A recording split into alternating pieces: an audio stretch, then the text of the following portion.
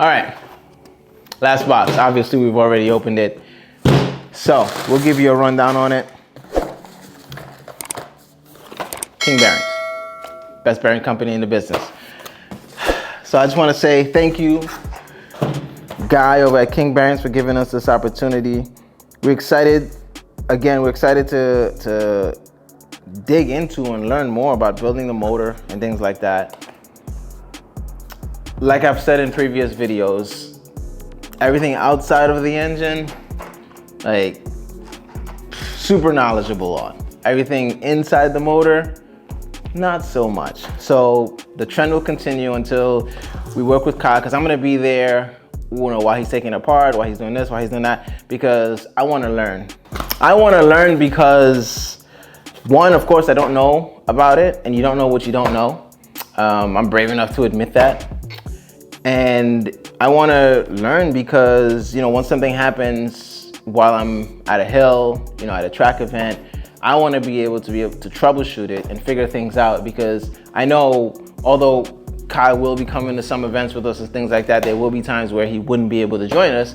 And so I'm not gonna be, if something happens to the car, I'm just gonna sit there like, oh my God, what am I gonna do? Like a bow along. So I wanna be able to dig in, and I wanna be able to figure out what's going on, because anything else that happens outside of the car, whether it's suspension, wheels, anything breaks, anything like that, like intercooler, oil cooler, all that stuff. If anything happens with the car, I already know what to do. I already know how to troubleshoot it. I know how to, like, what's this and what's that. So I want to be able to do that with the motor as well. And so this is why I want to learn.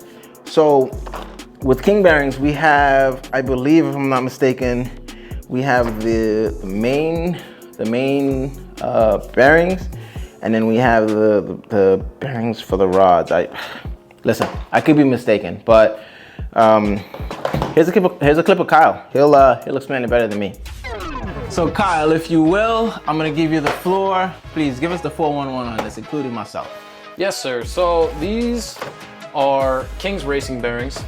So they are not a traditional bearing like in your factory engine. Your factory engine has a hard bearing that's typically made out of like an aluminum with a steel backing that is made for longevity. It's supposed to last a really long time, but it doesn't offer a lot of protection when it comes to high cylinder pressures, or if you have a detonation event, something along those lines. There's very little protection there from your bearing making contact with the crankshaft, and then you're damaging your crankshaft and stuff like that. So these King's racing bearings, they're designed with racing in mind.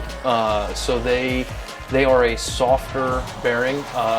They use the term, it's a Babbitt bearing. So they still have a steel backing, but the Babbitt material is softer, and it can squish, and it has a little bit of a cushion there. Okay. And then these particular ones that we're going to be using is their coated series.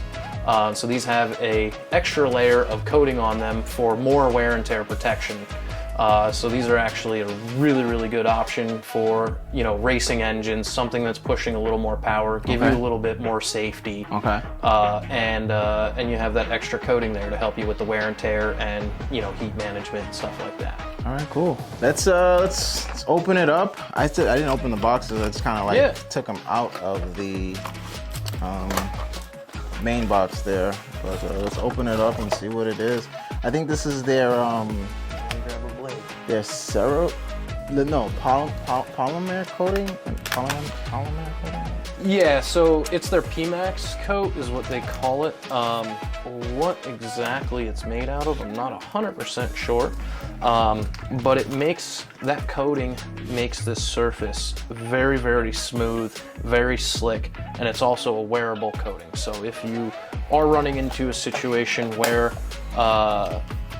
you're having an abnormal event, that bearing coating is considered like a sacrificial layer. So it'll take away that coating layer and not start damaging the bearing or your crankshaft, because that coating is very soft. It's not going to damage anything.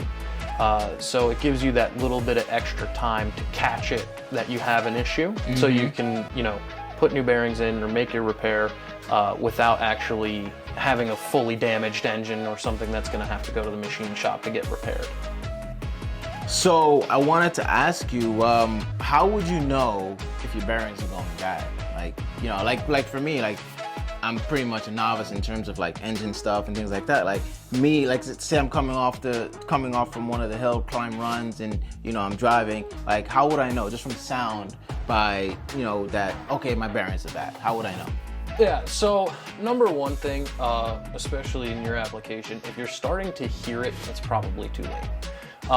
So yeah, number one, have a good oil pressure gauge in your car, and learn what your car runs at normally oil pressure.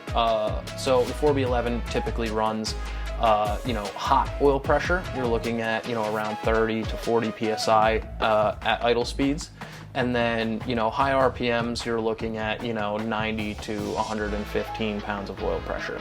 So when you know that, and you know what your particular engine, you know, every time I'm at 7,000 RPM, you know, oil pressure is around 90 pounds. If you start to see it at, you know, 86, 85, you may have squished your rod bearing, or you may have, you know, a little bit of wear and tear going on. So when you see that, you go, okay, my oil pressure is abnormally low, even though it's not low. Right. But you go, I know a change. So that's a great time. Pop everything open, take a look, see what you got going on. If you got some wear and tear, it's not necessarily always a bearing issue when you have that going on, but that's usually a good thing to look at when you have that type of situation happening. A good thing as well, when you do oil changes, you know, inspect the oil really, really well. Another thing, you can get a oil filter cutter, relatively cheap. Open up the oil filter and look for, you know, some of that black coating in there, or look for some of that bearing material, you know, metallic-y look in your oil or in your oil filter if you cut it open. And you can a lot of times catch it before it's something catastrophic. So yeah, like I was saying, he gave you guys the knowledge, you know, he gave me some knowledge. There's a lot of things of like specific pressures and stuff like that that I only know a little bit of, but the meticulous nature of it, not so much. So I'm excited to learn. There's so much that I have to learn. So again, thanks Kyle, appreciate you, man. We will be back here to give you guys a full breakdown and rundown of the engine build, how it all goes together and how it all sits. So stay tuned. King, thank you so much for the opportunity. Guy, we appreciate it. I can't wait to, you know, see what the season holds next season and beyond. So again, we got a lot of things coming, excited. So just stick with us, stay tuned. The ball's rolling. So, you know,